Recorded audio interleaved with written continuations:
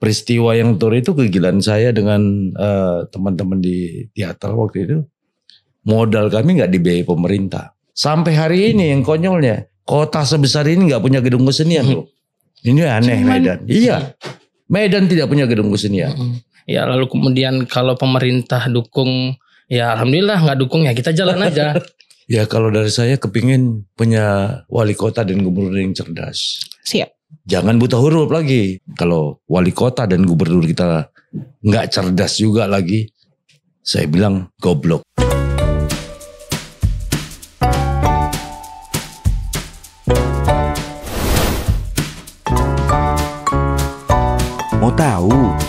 Mau tahu aja.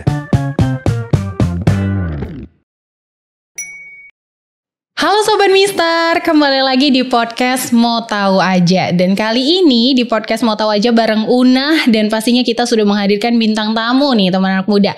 Dan ya kalau misalnya ngebahas soal kehidupan, gak jauh-jauh dari yang namanya panggung ataupun ekspresi, banyak ekspresi. Dan aku yakin dari kita semua untuk menghadapi dunia sosial itu pasti beda-beda ya. Dan kali ini kita akan ngebahas mengenai teater. Dan kali ini di seni pertunjukan ini Una sudah menghadirkan dua narasumber, yaitu Abang Hafiz Taadi selaku pendiri maupun pemimpin dari Media Teater Tronik, dan juga Munawar Lubis selaku sutradara kelompok Medan Teater.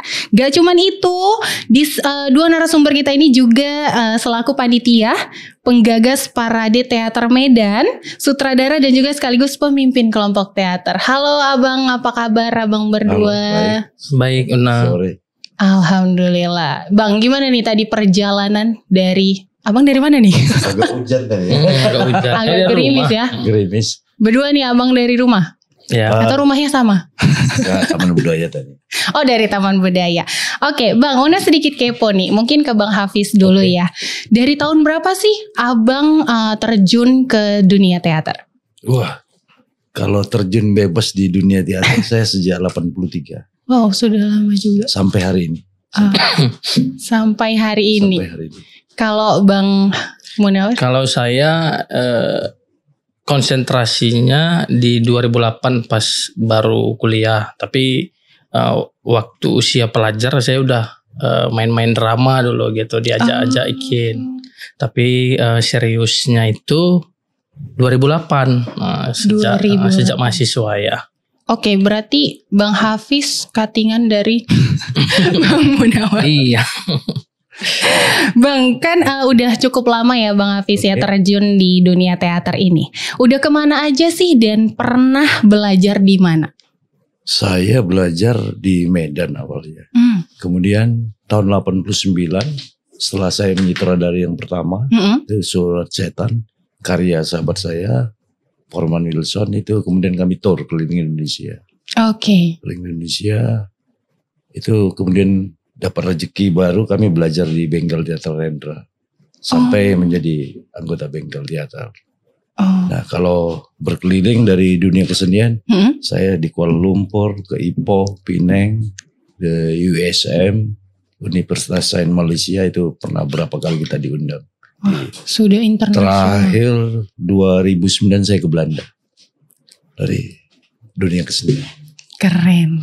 Kalau Bang Munawir nih? Munawar. Munawar, ya Allah maaf ya guys ya. Iya. Kalau saya ya di Medan di Sumatera Utara, di masih seputaran Indonesia lah. Oke. Cuman kalau proses penciptaannya boleh dikatakan internasional, pernah kolaborasi aja. Tapi orang Australia yang ke Indonesia, cuman itu saja sih. Ya itu udah termasuk internasional juga, cuman di negara kita sendiri. Iya. Tapi Bang Una kepo sih, kenapa Abang bisa suka dengan teater ini? Mungkin dari Bang Hafiz dulu. Kalau dibilang suka ya, banyak teater itu di teater kami yang belajar tentang hidup. Itu yang poin awalnya. Artinya kita melihat fenomena di kehidupan sehari-hari. Nah itu kadang-kadang jadi motif kita membuat gagasan atau karya. Kita melihat Artinya di bahasa seni pertunjukan atau kesenian itu ada bahasa yang sangat klise aku kira Emun ya. Bahwasanya kesenian itu memanusiakan manusia. Tapi memang benar. Karena di sana terjadi persinggungan. Artinya di teater itu sendiri bukan hanya dari sisi pertunjukan, tapi dia sebagai media edukasi, pendidikannya, terapi, pengobatan jiwa dalam tanda petik, kemudian sebagai dakwah. Nah, dakwah itu kita ini berdakwah semua sebenarnya, menceritakan fenomena yang terjadi di masyarakat kita tentang ekosistem, tentang manusia, tentang mungkin politik, apa segala macam. Ini banyak yang bisa kita gagas. Artinya kalau kita melirik ke dalam lagi, ini gila ya kayaknya orang teater kok gila. Kalau di masyarakat umum kami dianggap nggak ada pekerjaan, kurang kerjaan. Iya sih, kurang kerjaan. Artinya kalau secara fisik kita duduk ngopi tiap hari ngobrol gitu. Kerjanya di mana? Mereka nggak tahu kerja kita di rumah atau di apa gitu. Saya punya disiplin ilmu buat desain apa segala macam. Ya belajar dari teater, itulah kehidupan itu. Wah, berarti teater ini sangat berpengaruh besar di masyarakat ya. Iya. Kalau ngambil esensi itu kan sebenarnya kalau kita ngambil teori dari Stanislavski, kalau kita tidak mendapatkan sesuatu dari teater atau kesenian itu, ya tinggalkanlah. Tapi sampai hari ini banyak juga generasi saya, kawan-kawan. Ini generasi yang paling muda, dia getol sekali dengan teaternya. Ini justru hebat, saya kira hebat. Generasi yang dibawa kami sekian lapisan, tapi geliatnya sangat menggiurkan, seksi gitu. Artinya banyak potensi sebenarnya yang tanpa disadari orang menganggap masyarakat awam atau umum itu menganggap wah ini dunia hayal. Tidak, teater tidak itu. Kita belajar tentang psikologis manusia, kita juga belajar tentang pendidikan, kita belajar tentang dunia hiburan dalam tanda petik. Artinya di sana udah terselip edukasi dan dakwahnya itu menarik, buat saya menarik. Makanya kami selalu mengatakan orang gila gitu. Dalam tanda petik orang gila gitu. Kerjanya ya kita bekerja. Kalau saya beranggapan sampai hari ini saya bekerja di teater. Karena gagasan itu saya membuat konsep, membuat ide, mengumpulkan manusia. Artinya ketika kita mengumpulkan manusia atau kelompok, ini kan gagasannya bersinggungan dengan psikologis manusianya. Bagaimana mereka persoalan-persoalan yang ada di kehidupan mereka ini bisa cair secara batiniah di kelompok. Nah, itu yang membuat mungkin saya getol. Tapi dasarnya dari usia 7 tahun saya udah senang dengan kesenian. Saya penonton ketoprak-dor gitu. Saya penonton ketoprak-dor. Itu satu kesenian yang eksodus dari Pulau Jawa, kemudian ini jadi terapan di Sumatera Timur ketika itu. Ini menjadi budaya pendatang, tapi pada akhirnya menjadi keaslian budaya Sumatera Utara. Itu saya udah menonton sejak usia 7 tahun. Mungkin itu embrionya. Saya sudah ditanamkan dari kecil. Iya. Tapi memang sih Bang, masyarakat ini yang ngebilang gila tanpa sadar juga di kehidupan sehari-hari mereka memainkan teater untuk diri dia sendiri. Iya. Itu yang kita potret, yang kita gambar dalam frame panggung kita. Benar. Nah, ini kita tambah esensi yang lain, ilustrasi, musik, gagasan lain, energi, fantasi dari ilusi yang real. Ini kita tambah dengan seni rupa, kemudian sastranya. Ini kan kita pelajari semua. Dipoles-poles lagi untuk menjadi suatu karya seni. Iya, jadi satu kesatuan ya dalam seni pertunjukan itu sendiri. Awal mulanya ngebuat abang tertarik dengan teater ini? Saya kecilnya di Amplas ya, Jalan Lima Deni sana. Di sana itu ada kelompok sandiwara yang kebetulan ayah saya itu senang ngasih lampu di lapangan tempat latihan sandiwara itu. Nah, saya ikut sama sama ayah saya lihat, jadi saya senang nengok mereka main drama gitu. Awalnya ingatan saya, mereka ini kok bisa marah-marah, terus habis itu berteman. Saya pikir betul-betul dulu. Saya masih kecil ya. Mungkin di situ awalnya kan. Jadi setelah saya SD, saya itu dilibatkan tuh sama ketua kelompok sandiwara itu ya di Amplas, itu namanya Teater Kencana itu dulu. Ya, dilibatkan mereka jadi peran anak kecil main di TVRI. Ya udah, saya ikut aja, ikut kan disuruh ayah saya juga ikut saya. Itulah mungkin pertamanya saya main drama ya di TVRI. Setelah itu saya vakum lama gitu sampai dengan SMA, baru gara-gara guru bahasa Indonesia ada pelajaran drama gitu kan. Jadi ingatan saya baik lagi kan, ini saya dulu senang ini, keluarga saya ada juga ikut-ikut gini gitu kan. Jadi saya seriusin. Harapannya cuman pentas saja dulu. Sama seperti yang lain kan, datang ke teater harapannya mau pentas dulu kan.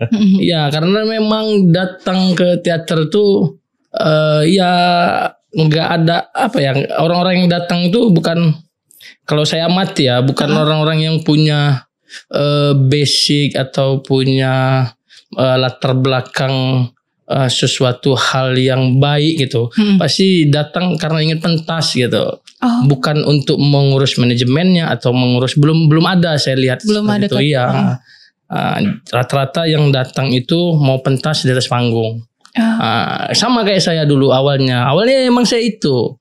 Tapi lama-kelamaan saya senang, lama-kelamaan sama kayak dibilang Bang Hafiz, segala sesuatunya akhirnya harus dipelajari, harus dicari, harus ditelusuri. Saya sampai sekarang. Jadi kerjanya, kalau ditanya kerjanya kapan, pagi siang sore malam kerja terus ya. Yalah Bang, ada istirahatnya lah juga. Iya. Kerja terus. Kita juga nggak tahu waktu, kalau saya pribadi ya, saya kan sebagai sutradara kan, kadang-kadang saya melihat orang itu saya simpan, saya rekam cepat-cepat di HP saya. Ini adegan ini menarik, bisa jadi detail di atas panggung gitu. Kerja saya kayak gitu.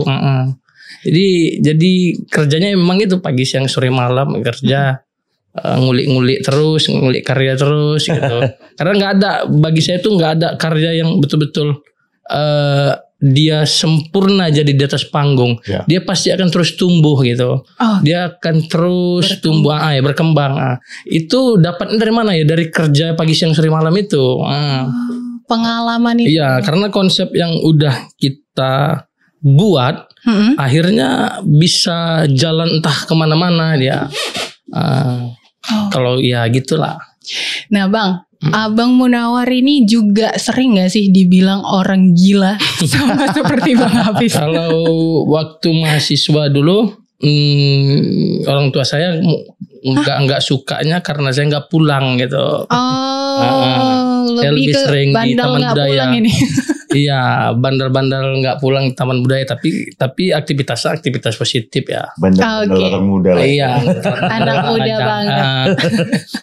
Nah Bang, ngebahas mengenai kegilaan. Kegilaan apa yang pernah dilakukan tapi bermanfaat dalam kehidupan Abang? Apa ya? Kayaknya semua bermanfaat sih. Tapi yang bagian gilanya yang mana nih? Mungkin keberanian aja lah ya. Mungkin lebih berani ya. Saya baru-baru ini kami itu pernah lakukan aksi ya sama abang-abang kawan-kawan seniman tuh di Taman Budaya terkait tempat gitu kan. Itu saya dan kawan-kawan beberapa itu hampir frustasi. Kita gimana latihannya ini? Udah nggak ada tempat tapi pengen latihan gitu. Kebetulan rumah kami itu kecil, tempatnya nggak bisa tempat latihan gitu kan. Jadi kami memang mengharapkan Taman Budaya Medan itu pada saat itu. Ya kan. Jadi udah kita karena pengen berkarya, udah kita latihan aja di trotoar Taman Budaya Medan itu gitu. Di depan itu? Iya, pernah kami latihan di situ 2 minggu. Tapi kami latihan di situ nggak ada maksud untuk melawan, berontak, nggak ada ya, karena memang pure mau latihan gitu, mau berkarya. Cuman gitu. tempatnya nggak ada. Gitu. Iya, memang mau latihan ya, bukan sebagai bentuk perlawanan kepada orang yang ngelola itulah ya, ngelola itu. Ya karena kami mau ngejar target, mau pentas, nggak ada tempat. Nah, jadi kami latihan di situ. Kebetulan lokasinya itu strategis bagi anggota Medan Teater ya, dekat ke situ kan. Kalau misalkan kami jauh ke PRSU sana, yang punya motor bisalah, yang nggak punya ini berat di ongkos ya Bang ya. Iya, itulah mungkin itulah keberanian yang kami lakukan sehingga ada respon yang lain, abang-abang yang lain juga gelisah, teman-teman yang lain, sehingga kami berkumpul. Mungkin itulah yang saya anggap keberanian gitu. Kok bisa berani kali gini kita ya gitu. Kegilaan, keberanian hampir sama lah ya Bang ya. Iya. Kalau Bang Hafiz sendiri, kegilaan apa yang pernah dilakukan tapi bermanfaat? Kita pernah tur dari Bali, Pulau Bali, kita mau nyebrang ke Lombok. Kita ada 7 orang. Nah, dana kita tinggal 75.000, kan nggak mungkin gitu. Dari Bali ke Lombok tinggal 75.000, tapi kita bisa nyebrang. Pernah kita 1 minggu tuh nggak makan nasi. Itu kegilaan aku kira. Tapi gini, kalau kita lihat makhluk lain makan rumput, lembu atau kambing makan rumput, itu hidup nih. Kita waktu di Taman Budaya Lombok tuh makan buah-buahan apa segala. Ya hidup. Tapi karena nyali kita ada, kita punya sesuatu, kita punya manajemen, kita kelola. Pada akhirnya kita mendapatkan sesuatu yang namanya rupiah dari pola pikiran kita. Kita jadi juri, kita nulis apa segala macam ketika itu. Ini tour terus keliling. Nah, peristiwa yang tour itu kegilaan saya dengan teman-teman di teater waktu itu. Modal kami nggak dibiayai pemerintah. Karena pemerintah kita sampai hari ini, apalagi Kota Medan, apalagi Sumut, gagal membaca peta kebudayaan. Iya, gagal membaca peta kebudayaan. Artinya ketika kita jalan meluncur, kita jual rumah satu. Itu kegilaan. Teman saya, foreman itu saya. Toh ketika balik dari tour itu nggak jadi gelandangan juga. Enggak juga. Dan kaya juga versi kita. Faktor banyak sedikit kan faktor nikmat ya aku kira. Tinggal itu. Itu aku kira kegilaan. Dan tadi Abang sempat nyinggung juga bahwa pemerintah kurang mendukung. Ya. Apakah saat ini masih kurang juga nih Bang? Dari fasilitas yang dilakukan oleh kawan-kawan adik-adik Medan Teater. Kalau versi Mumun tadi itu tidak protes mereka apa. Tapi itu ruang public space. Benar. Dan itu hak rakyat dan itu hak masyarakat. Nah, ketika kita kembali ke Taman Budaya, artinya pintu itu kembali dibuka. Nah, muncul gagasan-gagasan baru, ada pesta seni Medan yang digagas oleh kawan-kawan seniman dari konsorsium seniman Medan. Kemudian Mumun dengan kawan-kawannya, adik-adik yang lain tuh terus beraktivitas latihan, proses dengan penciptaan karya-karya teaternya. Ini menarik. Nah, gagalnya saya bilang pemerintah kita membaca peta kebudayaan dan kesenian di Sumatera Utara, Kota Medan terkhusus. Ya mereka menganggap bahwa dari sisi kebudayaan hanya merugi, mengeluarkan. Tapi kan kalau kita bicara kesenian, tapi kan pada akhirnya kita bicara peradaban. Benar. Banyak kalau kita tadi singgung dari awal kita bicara tentang pendidikan, edukasinya, muatan-muatan batiniah. Ini penting. Kalau ini dianggap tidak seksi bagi pemerintah. Yang memegang kekuasaan di Sumatera Utara dan Medan, saya katakan gagal. Biaya untuk sana ini kan bukan biaya kantong mereka, dan ini kan diajukan. Benar. Ketok palunya di DPR, di Banggar itu di ketok palu. Ini nggak pernah tercipta sampai hari ini. Yang konyolnya kota sebesar ini nggak punya gedung kesenian loh. Ini aneh. Medan. Iya, Medan tidak punya gedung kesenian. Kota terbesar nomor 3. Kan tidak sedikit punya. Ironis nih. Sangat ironis, bukan sedikit, sangat ironis. Saya berani mengatakan itu. Padahal kalau menggaungkan tentang kebudayaan nomor 1. Iya. Tapi untuk memberikan fasilitas malah nomor kesekian. Makanya saya katakan gagal membaca kebudayaan. Strategi untuk tata kelola kebudayaan itu nggak ada. Eksodusnya Taman Budaya Sumatera Utara ke wilayah barunya, ke Jalan Gatot Subroto sana.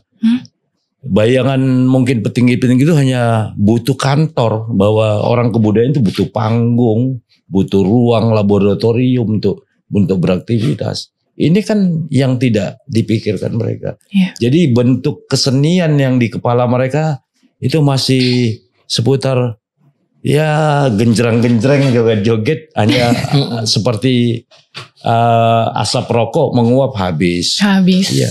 Tapi untuk menata kelola secara profesional tentang manajemen produksi seperti itu, ini enggak, sampai hari ini enggak terjadi. Buat saya kalau ini kritik ya katakanlah kritik, harus saya berani. Tapi ini suara seniman yang harus didengar juga. Ya seniman itu dihitung tapi tidak diperhitungkan. Sumatera Utara dihitung tapi tidak diperhitungkan. Nah strategi mereka nggak ada. Ini gagal. Bahkan ini terbaru Kepala Taman Budaya atau PT Sumut itu dari kehutanan katanya. Mungkin seniman dia nggak mawas mungkin. Nah ini kan pola yang harus sudah jauh dikejar kali. Gini kan. Mudah-mudahan paham yang pejabat barunya tentang kesenian. Takut saya tidak. Pengalaman sebelum tidak, hanya menjabati, duduk di jabatan itu. Ini kan sebenarnya ini kan harus, kan banyak yang dari hasil dari seni pertunjukan yang di perguruan tinggi banyak yang kenapa itu, dan seniman-seniman yang bekerja di kebudayaan juga yang pelaku katakanlah PNS ya ada juga yang seniman, ekselonnya juga mencukupi. Ini kan proses tawar menawar sebenarnya. Nah ini tidak terbangun, makanya saya katakan gagal membaca peta kebudayaan itu. Nah, ini kan menarik sebenarnya. Bener sih Bang. Tapi kan kita bakalan ngelakuin parade teater di Kota Medan ini mulai dari tanggal 6 Desember sampai 15 Desember kalau saya ingat Una ya. Benar. Dan itu menyangkut dengan 9 grup teater. Nah itu juga ada dukungan nggak Bang dari pemerintah? Dukungan sementara kita didukung oleh Dinas Pendidikan Kebudayaan, itu fasilitas gedung itu lah ya. Konsumsi saat pertunjukan dan segala macam. Tapi biaya itu seniman cari sendiri. Nah itu kan. Ini potensi Sumatera Utara. Kalau Kota Medan ini sebenarnya gagasannya menarik. Tidak terbela, tidak dikatrol dengan kesiapan dari tata kelola yang lain. Ini yang meresahkan. Menurut Abang sebagai seorang seniman, salah satu seorang seniman, seberapa penting sih parade teater di Kota Medan ini? Ya sangat penting menurut saya. Jadi di situ anak-anak muda bisa dihimpun untuk berkesenian ya. Kan kita juga banyak lihat di media sosial itu anak-anak muda pengen ruang apresiasi gitu. Ya kan mereka buat media sosial itu tempat mereka berkarya, tapi kita bisa menghimpun anak-anak muda secara langsung untuk berlatih di Taman Budaya, latihan kesenian, seni pertunjukan, teater, drama, kepenulisan, sastra gitu kan. Ya saya rasa sangat penting. Nah parade ini kan keinginan kelompok-kelompok teater yang sudah lama tidak dapat panggung di Taman Budaya, tidak diberikan kan. Sudah lama tidak muncul ke permukaan. Jadi sepakat semua untuk ayo kita buat parade gitu. Sebenarnya ini keinginan seniman gitu. Ya lalu kemudian kalau pemerintah dukung, ya alhamdulillah, nggak dukung ya kita jalan aja. Jalan sendiri juga bisa ya Bang. Karena saya juga udah bilang sama kawan-kawan, kita jangan berharap lah sama pemerintah gitu. Mereka itu cuma memperlakukan kita waktu mereka ada program-program kebudayaan aja. Nah, disitulah kita bilang kita ngejob ya, gitu.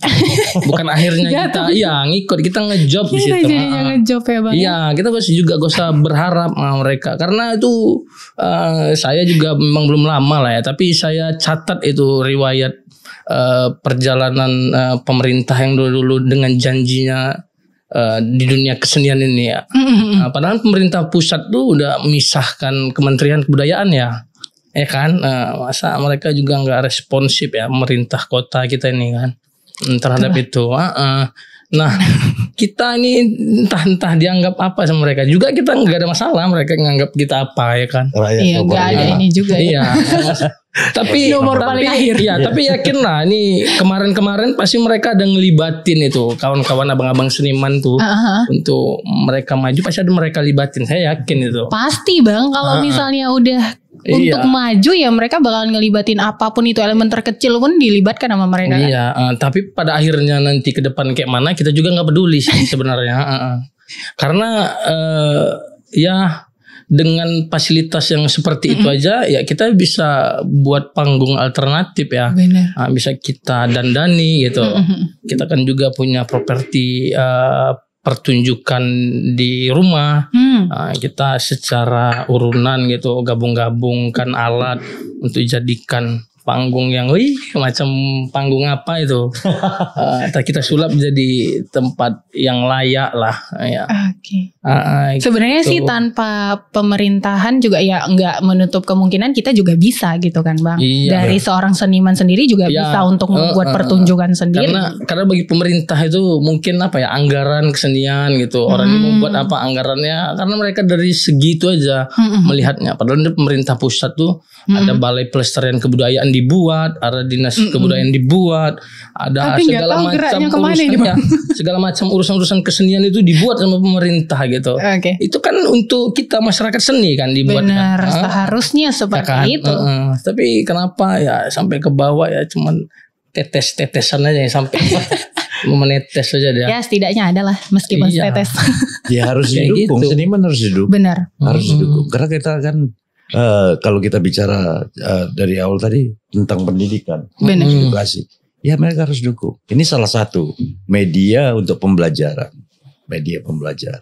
Artinya kalau tadi Mumun mengatakan bahwasanya ada remaja di sana, ada bahkan di Taman Budaya itu dari kelas PAUD, TK, SD, SMP masuk. Ada Bang. Masuk. Nah itu kan nilai pendidikan. Benar. Artinya ini kalau kita mau menularkan virus tentang kebudayaan yang sangat agung untuk di Nusantara ini, ya kita mulai dari itu, laboratorium. Katakan Taman Budaya itu laboratorium, tempat proses awal, tempat kawan-kawan mangkal, tempat kumpul, menciptakan kreasi, dan itu kreativitas. Namanya manusia pasti punya. Kita kan kenyang dalam tanda kutip tidak hanya sekedar makan, tapi dari pikiran batin itu yang kita mau kejar. Itu artinya orang-orang gila yang kami sebut tadi, termasuk kami, ini kan mengejar ketertinggalan itu yang di Sumatera Utara. Tata kelola konsep manajemen di Sumatera Utara ini sangat buruk tentang kebudayaannya. Ini yang tidak terbaca oleh mereka. Ya harus duduk bareng, sebenarnya harus duduk bareng. Seperti apa keinginan pemerintah, seperti apa keinginan seniman. Nah ini kita selaraskan. Pasti ada benang merahnya. Kalau tidak ada benang merahnya nggak mungkin. Karena slot kebudayaan itu di pemerintah pusat pun kan ini digelindingkan. Sekarang ada Indonesiana, ada Dana Abadi dan segala macam. Ini nggak terbaca. Atau mereka nggak paham mungkin. Atau nggak paham. Nah, hanya mereka yang tahu Bang. Hanya mereka yang tahu. Karena dianggap kebudayaan itu hanya menghabiskan, tapi di balik itu kan kita menguji mentalitas, cara berpikir untuk peradaban ke depannya itu. Kalau kita nanti bicara peradaban, kita kan paham semua gejala yang katakanlah yang populer di Korea sentris kan berapa tahun, dan itu kan dibiayai penuh oleh pemerintah. Benar. Tata kelola dan strategi itu booming semuanya. Ketika Jepang di bom Hiroshima, mereka membalasnya perang tidak berdarah kan, dari sisi kebudayaan.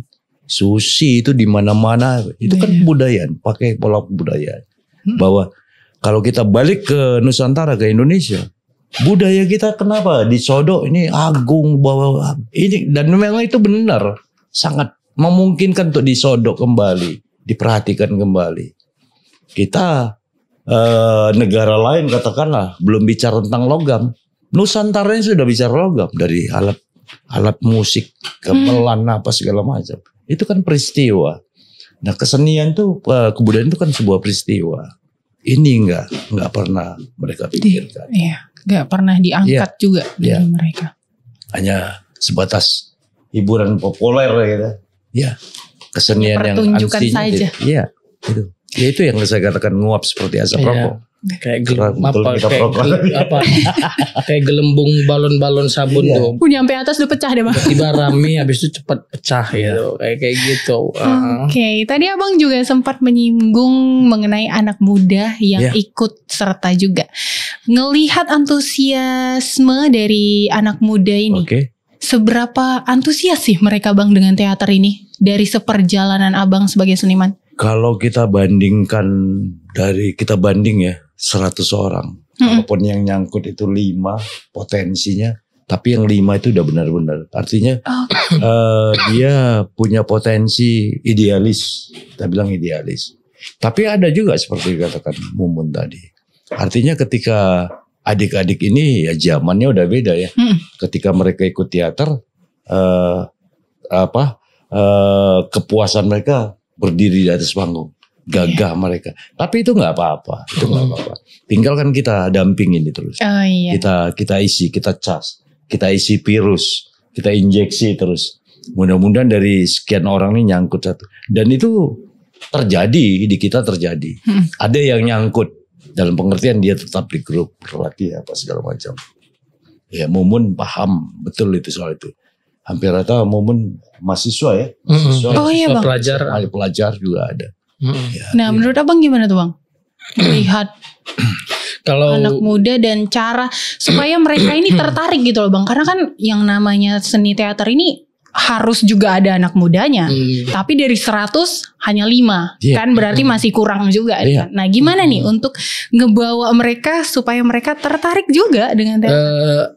Kalau yang saya perhatiin ya, pasca kami pentas kan mereka tuh tonton tuh ya. Kami main juga di Instagram ya. Oh aktif juga, oke. Mereka pasti perhatiin dan punya keinginan untuk join ya. Habis itu mereka melihat pertunjukan kami punya hasrat lah itu untuk join kan. Tapi ketika hadir di tempat latihan itu ada yang memang bertahan, ada yang enggak gitu.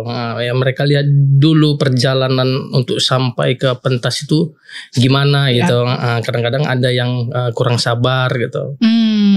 Tapi ada juga kadang-kadang yang hadir yang terlalu berat gitu. Daftar aja itu Bang berarti. Iya berat gitu tengoknya. Antusias anak muda ya kayak gitu sih. Ya saya lihat ya karena mereka itu karena pengen rame gitu, pengen punya acara gitu, punya ada kegiatan rame gitu. Padahal untuk menempuh jalan sampai ke panggung itu ya harus bersunyi-sunyi ya, harus betul-betul latihan belajar lagi. Harus betul-betul banyak analisis lagi gitu. Banyak yang harus dipelajarin dari mereka. Iya. Benar. Selera mereka berbeda dengan selera apalagi generasi. Iya, tapi generasi. Kita nggak bisa memaksakan mereka harus begitu, tapi kita yang cebur ke dalam pikirannya. Itu salah satu metode. Ya sama saya ngalami ini garapan di Parade ini yang bermain hampir rata anak muda, yang kuliah apa segala macam. Tinggal kita memberi virus positif ya, bukan virus yang negatif, kita kasih virus positif. Ya mudah-mudahan cerdas kok. Anak sekarang cerdas. Kalau ini pola yang dikatakan Mumun juga tadi bermain di sosial media, banyak kawan-kawan dan adik-adik itu sangat paham. Bang, ini boleh di media kan? Silakan. Malah mereka yang aktif untuk itu panggung mereka, itu panggung mereka kan. Kita juga yang seusia saya, generasi saya ada, kita bermain di YouTube di apa. Tapi ketika ditanya ke dalam idealismenya beda. Panggung di media sosial ini sangat luas sebenarnya panggungnya. Tapi ketika ekspresi di panggung yang manual ini sangat beda. Itu ada kelebihan, ada plus minusnya. Berarti dari seorang seniman ini tidak meninggalkan digitalisasi yang sekarang itu sudah global banget emang ya. Sebelum zaman digital pun kita sebenarnya sudah berani merekam hasil produksi sebuah proses panggung itu kan. Saya punya beberapa video Yang itu sebelum ada istilah digital saya Sudah merekam itu. Nah, cuman kan dulunya kita untuk dokumentasi, tidak kita publish sebagai dokumentasi, yes, tapi tidak publikasi. Sekarang kan publikasi. Nah, panggungnya kan beda. Benar. Nah, keinginan beda. Tapi itu salah satu strategi. Strategi untuk saat ini, strategi untuk promosi kita di panggung teater itu sangat luas. Ada IG, ada Facebook, ada yang lain, YouTube segala macam. Sekarang lebih banyak sosial media. Panggungnya makanya kan sangat luas. Oke Bang, kita balik lagi ke parade teater di Medan ini. Sebenarnya target seperti apa sih yang orang Abang pengenkan dengan menciptakan parade teater di Medan ini? Target kalau saya bayangkan targetnya adalah karya. Itu yang nomor satu. Untuk yang lain, gagasan yang lain, macam naskah saya membaca fenomena sampah. Saya membaca fenomena sampah di sekitar kita. Sampah yang ada di dalam pikiran, sampah yang ada di badan atau batin. Sampah dari suara, di langit dan segala macam. Saya membaca itu. Nah, ini kan gagasan yang akan kita gelontorkan ke panggung. Penafsiran. Dengan gaya saya garap teater kontemporer. Tapi saya basicnya itu ada beberapa budaya dari asal usul nenek moyang saya. Itu saya bawa dalam istilah teater, ada istilah teori interkulturalisme di situ. Nah, ini saya bangun dengan metode seni pertunjukan modernnya dalam wilayah kontemporer. Nah itu.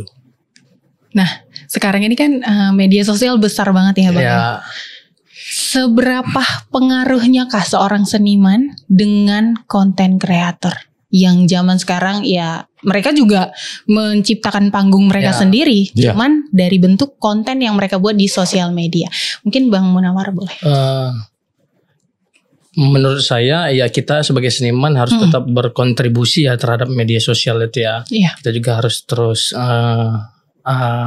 nge-share gitu, publish kegiatan-kegiatan kita, video-video promosi gitu kan.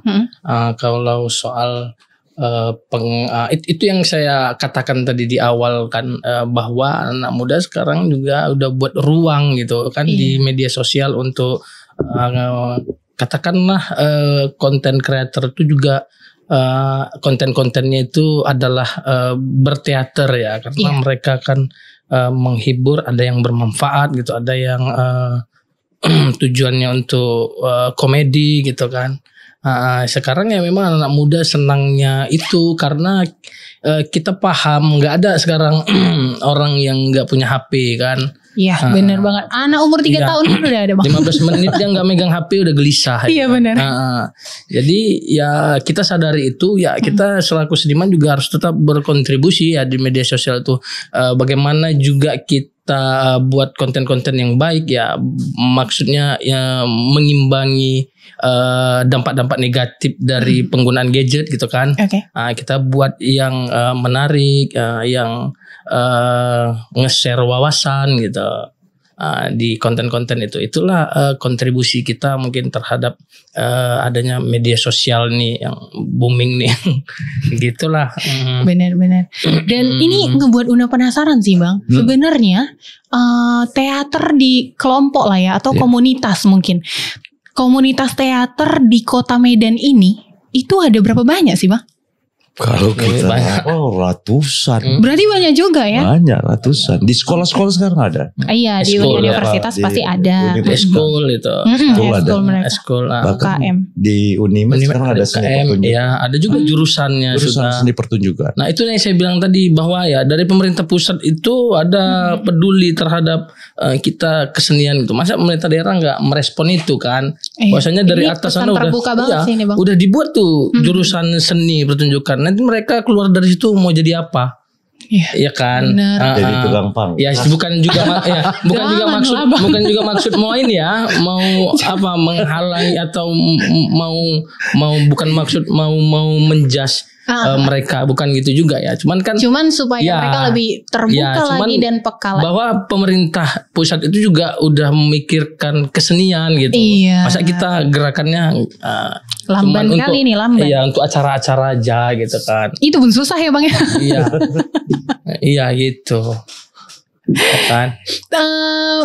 Mungkin kita bisa ngebahas mengenai orang yang mau masuk teater. Karena banyak nih orang juga bingung nih kan Bang. Sebenarnya seorang seniman, terkhususnya seni peran ini, seperti ini, itu orang-orang yang bisa masuk di dalamnya kah orang-orang ekstrovert atau introvert juga bisa masuk nih Bang? Dua kubu nih boleh masuk. Boleh masuk, cuman cara nanti yang introvert kita buka jurusnya. Yang ekstrovert yang kira-kira sedikit agak apa kita tutup jurusnya. Oke, berarti mau dia gimana pun bentuknya masuk aja ya Bang ya? Ya, karena di dalamnya pasti. ya. Nah, cara masuknya tuh Bang, gimana tuh? Cara masuknya kalau dari Taman Dayak portal kan masuk ketok pintu. Iya, kalau cara masuknya enggak sulit, cara bertahan yang gini dulu. Iya, bertahannya ini yang buat inilah anak muda nih. Kalau Mumun punya gaya sendiri, saya punya gaya sendiri nyutradarai. Kalau makanya saya milih aktor, siap nggak untuk proses? Karena saya bisa proses sampai 1 tahun, 1 tahun setengah. Saya pernah garap satu naskah itu 1 tahun setengah. Lama juga untuk proses itu. Ya ada suatu hal yang di dalam naskah itu sendiri belum kita buka. Selama itu. Belum terbuka selama. Nah ini anak-anak muda ini kadang nunggu itu Bang nunggu yang itu. apa? Mereka tuh mau kayak pelatihan bisa, sebulan seminggu, langsung main. Naik, gitu kan. Langsung gitu kan. Tapi ada juga yang tahan. Iya nggak banyak. Iya pasti ada. Nah itulah yang kita cari. Itu. Itu yang harus dicari. Ini di belakang panggung kita banyak yang nanya nih Bang. Seniman panggung gak tuh? Iya ya, panggung gak tuh? Di belakang layar. Sama aja lah, panggung juga ini. Untuk kalian lihat semua. Katanya seniman bisa menerawang. Menerawang apa ini? Tapi bener gak sih Bang, kalau misalnya seorang seniman itu bisa ngebaca lawannya? Ya kadang-kadang. Abang nih bisa ngebaca Una. Iya gak? Bener gak tuh? Kayak mana tuh Bang? Kalau ada yang bisa dibaca saya baca. Oh itu beda Bang. Itu beda Bang. Maksudnya karakternya. Mengenali karakter. Ya. Wah bahaya juga ini. Saya ketika nyutradarai sampai langkah adik-adik itu bahu kadang kita tanya. Ada apa kau? Nanti ada simulasi juga yang bisa kita tebak, kita bukan dukun atau apa ya, bukan nerawang sebenarnya. Iya. Itu karena kedekatan feel. Iya. Bahwasanya ini adalah peristiwa batiniah yang harus kita obati ke apa. Kadang-kadang kita tahu ini ada masalah. Yang cedera aja kadang-kadang kakimu kenapa gitu. Belum dia ngomong cedera Bang. Oh ya udah latihan kita begini. Dari dia mengira itu bukan menerawang, bukan nerawang. Berarti Una dia tadi udah kebaca lah nih ya. Udah dibaca nih Una dia tadi nih. Oke Bang, kita masuk ke akhir. Bolehlah dikasih pesannya untuk calon wali kota, calon gubernur ya. Ya ngerangkap lah itu Bang. Ya kalau dari saya kepingin punya wali kota dan gubernur yang cerdas. Siap. Jangan buta huruf lagi. Tidak bisa membaca tentang peta kebudayaan. Saya berharap itu. Artinya kebudayaan itu juga salah satu wilayah yang harus disuburkan. Karena itu kita juga akan bersinggungan dengan dunia pendidikan. Pendidikannya nanti kita kelas-kelaskan. Untuk terapi juga. Karena nilai kejahatan, apalagi nilai kejahatan sekarang meruang di mana-mana. Bener. Nah kalau ini nggak diperhatikan, kalau wali kota dan gubernur kita nggak cerdas juga lagi, saya bilang goblok gitu aja. Kalau itu dari Bang Hafiz, dari Bang Munawar, nggak salah lagi nih kan Bang? Nggak. Ya sama kayak Bang Hafiz lah, pengen cerdas juga ya kalau bisa kota-kota dan provinsi ya. Kalau bisa, bukan kalau bisa, memang harus ya kesenian. Harus kesenian itu bukan bukan kegiatan yang mereka harus hadiri kemudian difoto kemudian masuk medsos mereka, bukan, nggak cukup sampai di situ ya, tapi mereka juga harus memikirkan, jangan pernah nganggap ini bukan bagian yang penting untuk diurusi, sehingga kan mereka cuman merasa aku hadir udah ikutlah itu berkesenian. Nah, mereka kan merasa kayak gitu kan, ada masalah kesenian datang ngomong sedikit dah, habis itu dipoto, habis itu dibuat narasi gagah di media ya kan, tapi aksinya nggak ada. Ya, tapi pada kenyataannya kita lihat ya nggak ada gitu. Jadi kalau bisa ya bukan sampai di pikiran aja, tapi ya betul-betul juga bagian yang ikut dievaluasi gitu, bagian yang betul-betul diamati gitu. Jangan sibuk UMKM aja lah ya kan. UMKM investor kesenian. Enggak, ini juga nih Bang. Ya kan? Ikutan UMKM juga ini. Kalau ada pertunjukan pasti ada UMKM-nya juga. Belum tentu juga. Belum tentu juga ya. Okay. Tergantung modal nyewa tenda. Iya. Modal nyewa tenda. Bahaya lah. Iya. Kita paksakan. Oke Bang Hafiz, Bang Munawar, terima kasih karena udah memberikan waktu untuk hadir di podcast Mau Tahu Kita Aja ini. So sobat Mistar, itu dia tadi perbincangan kita dengan para seniman ya, terkhususnya seniman yang ada di Parade Medan Teater nanti. So buat kamu semua, tetap kepo, tetap tahu. See ya. Mau tahu aja.